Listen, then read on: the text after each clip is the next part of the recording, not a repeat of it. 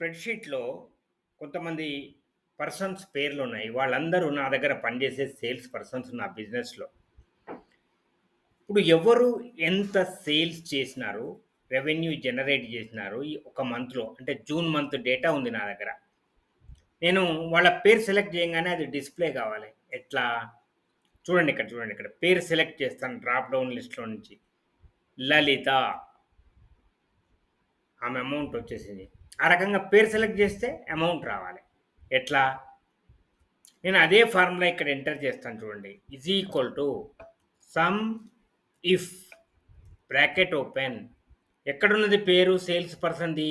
A column A comma criteria ఎక్కడుంది? ఎక్కడ enter చేస్తా? G1 ఇది క్రైటీరియా.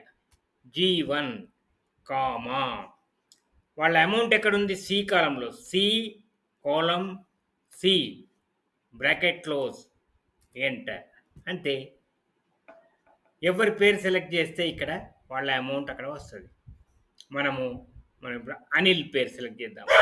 అనిల్‌ది అమౌంట్ ఇది.